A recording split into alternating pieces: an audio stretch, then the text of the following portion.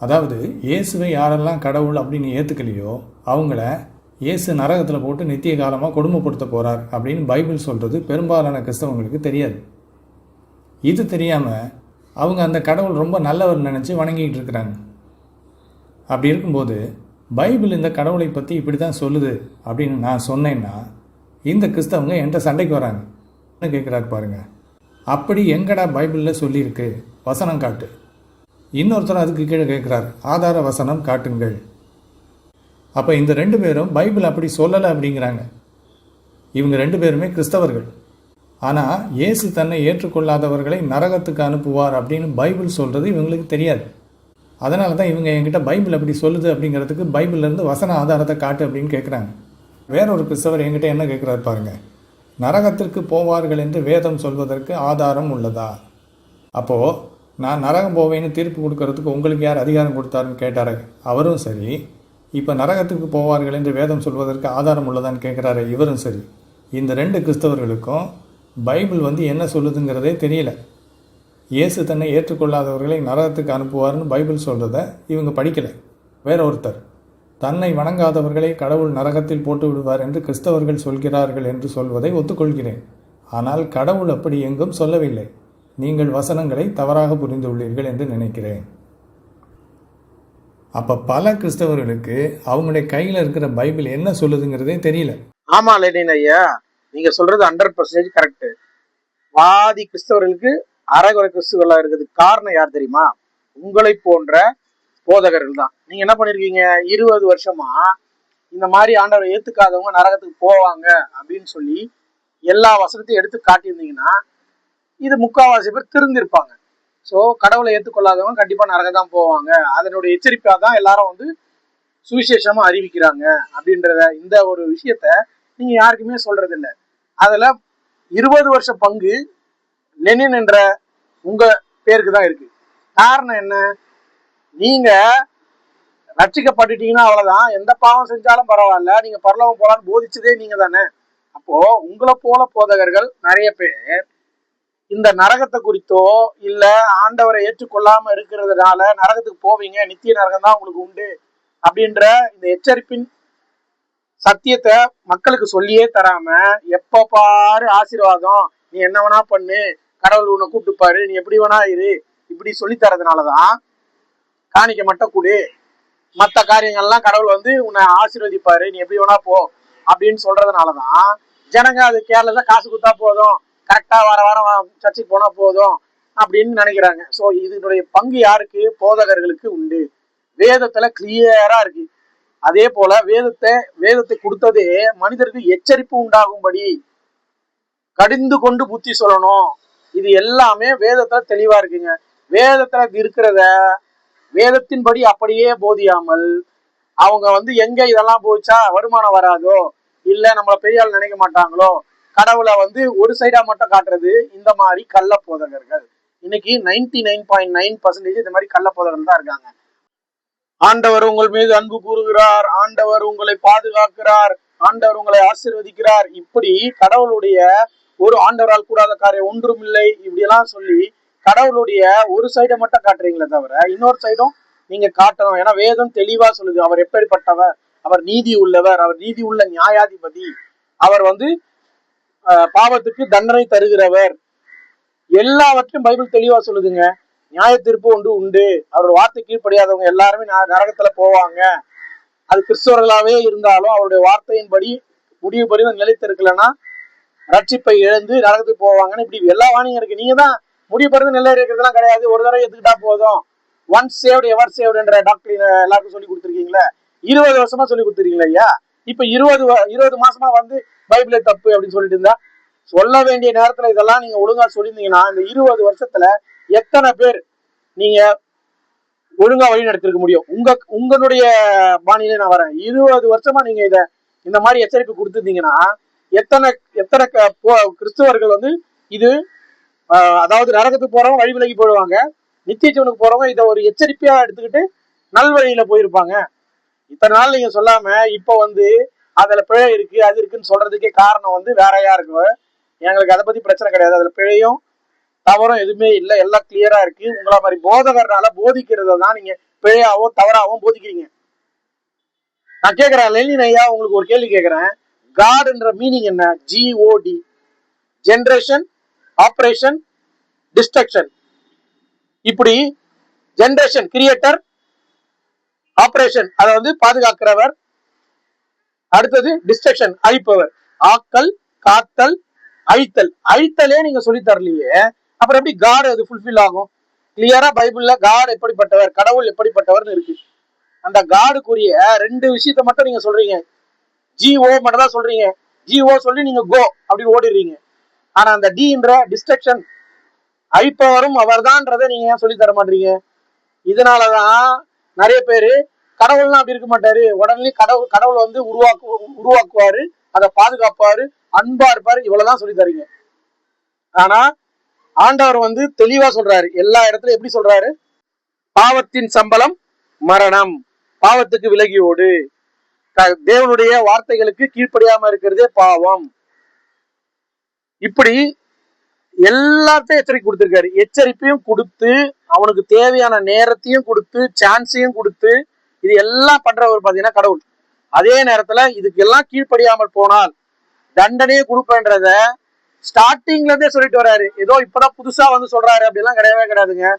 ஆதி ஆகமத்துல இருந்து வெளிப்படுத்தின விசேஷம் வரையும் இந்த காரியம் இருக்கு. ஆதாம் ஏவாளுக்கே இதை சொன்னாரு, இதை புசிக்கும் நாளிலே நீ சாகவே சாவாயின்னு. அதுதான் நடந்தது. நித்திய ஜீவனை இழந்தவனுக்கு மறுபடியும் நித்திய ஜீவனை கொடுக்க முடியாதான் இயேசு கிறிஸ்து வந்தாரு. இப்போவாவது ஒரு சான்ஸ் கிடைச்சிருக்கு. என்னுடைய பாவங்களை மன்னிக்கிறதுக்கு ஒருத்தர் வந்தாரு, நான் அவரை ஏற்றுக்கொண்டு என் பாவங்கள் மன்னிக்கப்பட்டு அவருடைய வார்த்தையின்படி நடக்கும் போது அவர் நித்திய ஜீவனை தருவாரு, அவர் வார்த்தைக்கு கீழ்ப்படினா நான் கண்டிப்பா நித்திய நரகம் போவேன்ற இந்த எச்சரிப்பை இந்த வேதத்துல கொடுத்திருக்காரு. யாரெல்லாம் இயேசு கிறிஸ்துவ விசுவாசித்து அவர் கடல்படி நடக்கிறவங்களுக்கு நித்திய ஜீவனும், நடக்காதவங்களுக்கு நரகமும் தர்றதுக்கு தான் அவருடைய பிளான். அந்த பிளானை ஆல்ரெடி எழுதி கொடுத்திருக்காரு. இதுல என்ன தப்பு இருக்கு? ஆமா, உண்மை. பைபிள் அதை தான் சொல்லுது.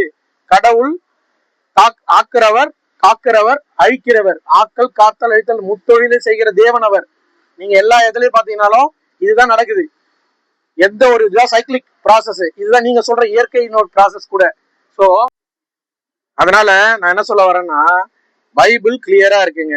கடவுளுடைய வார்த்தைக்கு கீழ்ப்படியாதவங்க, இயேசு கிறிஸ்துவை ஏற்றுக்கொள்ளாதவங்க, இவங்க எல்லாம் நரகத்துக்கு போவாங்க. இந்த எச்சரிப்பின் சத்தத்தை தான் சுவிசேஷமாகவும் எச்சரிப்பின் சத்தமாகவும் போயிட்டு எல்லாருக்கும் சொல்லணும் அப்படின்றத கட்டளையாவும் கொடுத்திருக்காரு. ஒரு நேரத்துல அன்பு கூறுதால் அவன் வந்து பிறனுக்கு அன்பு செய்யறதுன்றது வெறும் சாப்பாடு போட்டு துணி எடுத்து கொடுத்து மற்ற காரியங்கள் செய்யறது இல்லை. இதெல்லாம் உலகத்துக்குரியது. இது எல்லாருமே செய்வாங்க. இதனால ஒருத்தர் திருப்தி அடைஞ்சு கொஞ்ச நாள் கழிச்சு அது கொஞ்ச நேரம் கழிச்சு அந்த சாப்பாடு இருந்தாலும் ஜீரணிச்சிடும், ட்ரெஸ்ஸா இருந்தாலும் பழசாயிடும், பணமா இருந்தாலும் அது அவனுக்கு மிதமிஞ்சு போயிடும், ஆர் அவனுக்கு பத்தாம போயிடும். இப்படி இருக்கு. ஆனா நித்திய ஜீவன்றது என்னன்றைக்கு இருக்க போறது. அந்த ஜீவனை நீங்கள் அடையணும்னா இயேசு கிறிஸ்துவை ஏற்றுக்கொள்ளணும். அவர்தான் சத்தியம், அவர்தான் ஜீவன், அவருக்குள்ளதான் ஜீவன் இருக்குது. புரியுதுல? இந்த வார்த்தையில தான் ஜீவன் இருக்கு. அவர் தான் வார்த்தை, வார்த்தை தான் இயேசுவாய் வந்தாரு. சோ இப்படி எல்லாம் வச்சிருக்காரு. இன்னொரு விஷயம் சொல்ற கேட்டுங்க, இது ஏன் சொல்லணும் நாங்க அப்படின்னு கேக்குறாரு. எல்லாருக்கும் போய் சொல்லணுமான்னு கேக்குறாரு. ஆமாங்க, இதை சொல்லணும், இது கடமை இல்லை, பரலோகம் கொடுக்க மாட்டாரு. அப்படி இல்லை. நீங்க ஒரு இடத்துல அன்பு கூறுங்க, அவன் நித்திய ஜீவனை அடையும்படியா அவனுக்கு நல்வழி காட்டணும். அதனாலதான் நானே வழின்னு சொல்லிக்கிறார். நானே வழி, நானே சத்தியம், நானே ஜீவன்ட்டு. அவர்தான் வழி, அவர்தான் உண்மை, அவர்தான் ஜீவன். அதனால அவரை நீங்க ஏற்றுக்கொண்டு அவருடைய வார்த்தை எப்படி நடக்கணும்ன்றத சொல்றதுதான் இந்த சுவிசேஷம், சத்தியம். இதை சொல்றதுனால நாங்க எங்களுக்கு வந்து பரலோகத்துல இருந்து நீங்க ஆத்தும ஆதாயம் பண்ணல, உனக்கு பரலோகம் தர மாட்டேன் அப்படி இல்லை. ஒருவன் கடவுளிடத்தில் அன்பு கூறுவதும் பிறரிடத்தில் அன்பு கூறுவதும் பிரதான கட்டளையா புது ஏற்பாட்டுல சொல்லியிருக்காரு. அப்படின்னா என்ன அர்த்தம்னா, தேவனிடத்தில் அன்பு கூறுவதும் பிறனிடத்தில் அன்பு கூறுவதற்கு ஈக்குவல். இதுதான் வந்து ஒரே தொகையா அமைஞ்சிருக்கு. இதுதான் அன்புன்னு சொல்லப்படுறது. அது என்னன்னு கேட்டீங்கன்னா, அவன் நித்திய ஜீவனை அடையும்படியா அவனுக்கு வழிகாட்டுகிற அன்பை காட்டிலும் பெரிதான அன்பு இந்த உலகத்துல வேற எதுவுமே கிடையாது. தேவன் நம் மீது அன்பு கூர்ந்தார், மனிதர்களிடத்துல அன்பு உருவானது. அந்த அன்பின் நிமித்தம் மற்றவங்களும் தேவனிடத்துல போய் சேரன்ற ஒரு வழி காட்டுறோம். இந்த வழி காட்டுறது உங்களுக்கு வந்து தவறா தெரியுது. ஏன் நீ வந்து போயிட்டு நாங்க மதம் மாத்துறோம்னு சொல்றீங்க? நாங்க ஏன் மதம் மாத்தணும்? மதத்தை உங்களை யாரும் மாத்த சொல்லல. மதம்ன்றது நீங்க தான் பிடிச்சிட்டு அலையறீங்க. நான் சொல்ற ஒரே கோட்பாடு எல்லாம் நோட் பண்ணிக்கங்க. ஒரே தேவன். அந்த தேவன் 3 ஆழ்த்தத்துவங்கள்ல செயல்படுகிறார். பிதாவாகவும், குமாரனாகவும், பரிசுத்த ஆவியானவராகவும். இதுதான் திரியேகம்னு சொல்லப்படுது. திரியேகம்ன்ற வேர்டு பைபிள் இல்லைனாலும் இதுதான் திரியேகம். அப்பேற்பட்ட அவர் கடவுள் ஆக்கல், காத்தல், அழித்தல் என்ற முத்தொழிலையும் செய்கிறார். அவர் வந்து படைத்தல் மட்டும் செய்யல, அதை காக்கிறது மட்டும் இல்ல, அழித்தலும் அவர் தான் செய்கிறார். ஆனா எல்லாவற்றையும் அவர் செய்கிறது. இதுதான் கடவுளுடைய தெய்வீகம். நீங்க சொல்ற கடவுள் வந்து எப்படின்னா கான்செப்ட் கடவுள். கான்செப்ட் கடவுள் வந்து என்ன பண்ணுவாருன்னா, பொறி சாப்பிட்டுட்டு உட்காந்து இருக்க மாதிரி அமைதியா இருப்பாரு. நீங்க எடுத்துட்டு போயிட்டு பழம், ஸ்வீட்டு, தேங்காய் இதெல்லாம் வச்சு சாப்பிடுங்கன்னு சொல்லி வச்சுட்டு நீங்களே சாப்பிட்டு வரணும், அவ்வளவுதான். அவரு உங்களை கேள்வி எல்லாம் கேட்க மாட்டாரு, எதுவும் பண்ண மாட்டாரு. நீங்க தான் அவருக்கு ஏதாவது கொடுப்பீங்க, ஏதாவது பண்ணுவீங்க. ஓகேங்களா? இந்த கடவுள் பேசும் தெய்வம், பேசியிருக்காரு. அந்த பேசின வார்த்தை தான் பைபிளா இருக்கு. அந்த வார்த்தையின்படி நீங்க நடக்கணும்ன்றதுனாலதான் இவ்வளவு விஷயங்களை நாங்க சொல்றோம். ஏன் போய் சொல்றோம்னா இதை தெரிஞ்சுக்கிங்க. நாங்க போயிட்டு இது சுவிசேஷமா அறிவிக்கிறதுக்கு காரணமே மனிதர்கள் எல்லா இடத்துல அன்பு கூறுறோம். உடனே இயேசுக்கு சேர்த்துட்டா எங்களுடைய குணம் வந்து ஒரு பெருமைக்கு வந்துடும். நாங்க மத்தவங்க எல்லாம் பாவி, நீங்க தான் பரிசுத்தம். அப்படி இல்லை. உண்மையாலுமே எல்லாரும் பாவின்றது ஆதாம்ல இருந்தே தெரியும். இந்த ஆப்பிள் கடிச்சாங்களே ஏவால, அதுல இருந்தே எல்லாரும் பாவின்றது ஆயாச்சு. முதல் மனுஷியும் பாவம் செஞ்சாங்க. அவங்கள இருந்து வர ஜீனியாலஜி பிரகாரம் எல்லாருமே பாவிகள் தான். அதனால எந்த மனுஷனும் எந்த மனுஷனுமே பாவிதான் இந்த உலகத்துல பிறந்த எந்த மனுஷனும். ஆனா இயேசு கிறிஸ்து அதனாலதான் கண்ணியின் வயிற்றுல வந்தாரு. பரிசுத்தமா வந்து அந்த பாவத்தை போக்கும்படியா ரத்தத்தை சிந்தி ஒரு மீட்பை உண்டு பண்ணியிருக்காரு. அவரை ஏற்றுக்கொண்டு அவருடைய வார்த்தையின்படி நடக்கும் பொழுது அவர்களுக்கு நித்திய ஜீவனை அளிப்பார். அவர்களுக்கு பரலோகம் உண்டு. இதை புரிஞ்சுக்க. வீடியோ பெருசா போகுது, இல்லைன்னா உங்களுக்கு இன்னும் விளக்கமா சொல்ல முடியும் என்னால. அப்புறம் என்ன சொன்னீங்க, குடிகார குணம். குடிகார குணம் வந்து நல்லதான். ஆனா இந்த பைபிள்ல ஏத்துக்கிறவங்களுக்கு வந்து குணம் வந்து சரியில்லையா? என்ன லெனின் சார் இப்படி சொல்லிட்டீங்க? அப்புறம் வீட்டுல வந்து ஒருத்தர் கடவுளை ஏத்துக்கிட்டாங்கன்னா மீதி பேர்லாம் பிசாசின் பிள்ளைகள், ஒருத்தர் மட்டும் தான் தேவனுடைய பிள்ளைகள் அப்படின்னு சொல்லி பெரிய இது மாதிரி அப்படியே பெரிய பிழை இருக்குன்ற மாதிரி சொல்றீங்களா? அதெல்லாம் உண்மை இல்லைங்க. உண்மையாலுமே வீட்டுல ஒருத்தர் ரட்சிக்கப்படுறாரு, மீதி பேர் ரட்சிக்கப்படணும்னா அது உண்மைதான். அவங்க நரகத்துக்கு போயிடுவாங்களேன்ற ஒரு துக்கத்துலதான் நாங்க எல்லாத்தையும் சொல்றோமே தவிர அப்படியே ஒரு பெருமை வந்துடுறதா அர்த்தம் இல்லை. பெருமைப்படுகிற எதை வச்சு நம்ம பெருமைப்படுறோம்? பாவியாக எங்களை ரட்சித்தாரு கடவுளை வச்சுதான் நாங்க பெருமைப்படுறோம் தவிர எங்களால ஒன்றும் இல்லை அப்படின்றதுதான் கிறிஸ்டியானிட்டியினுடைய மூல அர்த்தமே. எல்லாவற்றையும் கடவுள் எங்களுக்காக செஞ்சாரு. அவர் தான் நீதிபரர், நாங்க நீதிமான் கிடையாது. அவர் தான் பரிசுத்தர், நாங்க பரிசுத்தவான்கள் கிடையாது.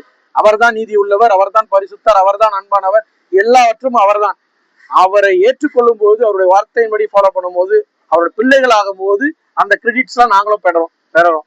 அவ்வளவுதான் நாங்க சொல்றோமே தவிர அதே கிரெடிட்ஸை நீங்களும் பெறறதுக்காக தான் சுவிசேஷத்தை அறிவிக்கப்படுது. இப்படி சுவிசேஷம் அறிவிச்சா நாங்க மதம் மாத்திரம்ன்றது, அப்புறம் நாங்க வந்து கடவுளோட பிள்ளையாட்டுமே நீங்க பிள்ளை ஆகணும்னு சொன்னா நீங்க தான் கடவுள் பிள்ளை, நாங்க கடவுள் பிள்ளை இல்லைன்றது. அப்படின்னா உங்களுக்கு நாங்க எதுவுமே சொல்லக்கூடாது. நீங்க எப்படி வேணா இருக்கலாம், எப்படி வேணா இருந்தா உங்களுக்கு பரலோகம் கிடைக்கணும், இது ஒரு எண்ணமா? எல்லா இடத்துலயுமே ஏதாவது ஒண்ணு கிடைக்கணும்னா அதுக்கு ஒரு எக்ஸாம் அட்டன் பண்ணியே ஆகணுங்க, எந்த ஒரு இதுவா இருந்தாலும். இல்லைன்னா உங்களுக்கு சர்டிபிகேஷன் கிடைக்காது. இது உலக நீதி. இந்த உலக நீதியின் படியே நான் உங்களுக்கு சொல்றேன். எல்லாவற்றுக்கும் சோதனை உண்டு. சோதனையில இருந்து நம்ம மீண்டு வரும்பொழுதுதான் அதனுடைய பலனை பெற்றுக்கொள்ள முடியும். ஓகேங்களா? உங்களை பொறுத்தளவு அவங்க மட்டும்தான் கடவுளுடைய பிள்ளை, மற்றவங்க எல்லாரும் சாத்தானுடைய பிள்ளைகள். எல்லாருக்கும் நியாய தீர்ப்பு கொடுப்பாங்க. அவன் பரலோகத்துக்கு போக மாட்டான், இவன் பரலோகத்துக்கு போக மாட்டான் அப்படின்லாம். இந்த குணம் வந்து நல்ல குணமாக யோசிச்சு பாருங்க. மற்றவனை எல்லாம் தாழ்வாகவும் தன்னை உயர்வாகவும் நினைக்கின்ற இந்த குணம் குடிப்பழக்கத்தோட மோசமான குணம். இயேசுவை ஏற்றுக்கிட்டதுனால குடிப்பழக்கத்திலேருந்து என்னை விடுவிச்சிட்டார் அப்படிங்கிறாங்களே. குடிகாரனாக இருந்தப்போ அவன் எல்லாரோடையும் சமத்துவமாக இருந்திருப்பான். ஆனால் இயேசுவை ஏற்றுக்கொண்ட உடனே மற்றவனை எல்லாம் ஏற்றுக்க மாட்டான். இவர் உடனே டாப்புக்கு போயிடுவார். இது வந்து நல்ல குணமா? அடுத்தவன் கும்பிட்றதெல்லாம் சாத்தான்னு சொல்கிறது நல்ல குணமா? அடுத்தவன்லாம் சாத்தானை வணங்குறான் அப்படின்னு சொல்கிறது வந்து ஒரு நல்ல மாற்றமா? நான் கடவுளுடைய பிள்ளை, எங்கள் அப்பா அம்மா என் கூட பிறந்தவங்க எல்லாரும் சாத்தானுடைய பிள்ளைங்களாக இருக்கிறாங்க அப்படின்னு குடும்பத்தில் ஒருத்தர் நினைக்கிறது ஒரு நல்ல மாற்றமா? இல்லை.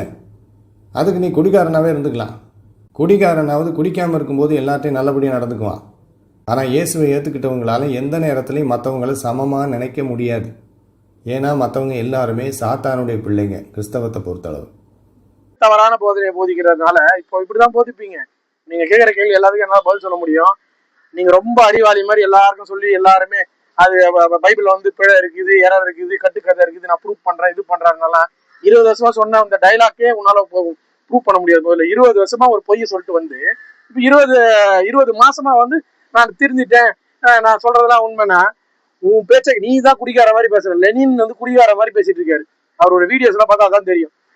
எக்ஸாக்ட்லி நீங்க சொல்ற வாக்கியம் உங்களுக்கு மட்டும் தான் பொருந்தும். குடிகார மாதிரி பேசுறது லெனின் தான். ஏன்னு கேட்டா இன்னைக்கு ஒரு பேச்சு நாளைக்கு ஒரு பேச்சு குடிகாரம் பேசுவான். அதே மாதிரி 20 வருஷமா ஒரு பேச்சா, இப்போ 20 மாசமா ஒரு பேச்சா, இன்னும் கொஞ்ச நாள் கழிச்சு எதை பேசுவாருன்னு தெரியாது. அதெல்லாம் சரியில்லை, இதெல்லாம் சரியில்லை, நல்லா இருங்க, இப்படி பண்ண. நான் எல்லாமே பார்த்தேன். ப்ரேயர் பண்ணுங்கன்றாரு, பண்ண வேணான்றாரு, பண்ணிக்கங்கன்றாரு. இப்படி குழப்பவாதியா இருக்கிறது யாருன்னா லெனினுடைய மனநிலைமை எனக்கு தெரிஞ்சு மோசமா இருக்கு. அவர் சொல்றதுனால வேதமோ அவர் சொல்றதுனால கடவுளுக்கு இழிவோ அதெல்லாம் வந்துட போறது கிடையாது. இவர் சொல்றத உண்மை நம்புறவங்க அவர் மனநிலையில இருக்கிற மனநிலை பாதிக்கப்பட்டவர்களா தான் இருப்பாங்களே தவிர இவர் சொல்றது எல்லாத்தையும் ஏத்துக்க மாட்டாங்க. இதனால கிறிஸ்தவர்கள் இதை பாக்குற வீடியோ பாக்குற நீங்க இவர் இப்படி சொல்றாரு அப்படி மனக்கசப்பெல்லாம் அடைய வேணாம். இவர் ஒன்னும் காடு கிடையாது, இவர் சொல்றதெல்லாம் உண்மை கிடையாது. காடு ஒருவரே உண்மை, அவர் வார்த்தை ஒண்ணுதான் உண்மை. இந்த வானமும் பூமி ஒழிந்து போகும், அவருடைய வார்த்தை தான் ஒழிஞ்சா போடுவது. லெனின் சொல்ற வார்த்தை இல்ல, லெனின் தான் மாறுறவரும் தெரியுமே.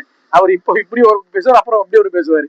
அதனாலதான் மனிதன் வந்து குரங்குல இருந்து வந்தான்னு சொல்றீங்கல்ல, இந்த குரங்குல இருந்து வந்த லெனின் தான், வேற யாரும் கிடையாது. அந்த குரங்கு குணம் அவருக்கு, அந்த குணத்தை மாத்துறதுதான் கடவுள் வந்து இப்போ இந்த காரியங்கள் எல்லாம் செய்யறாரு. அவர் வார்த்தை விட இந்த குரங்கு குணத்துல இருந்து மாறிடலாம்.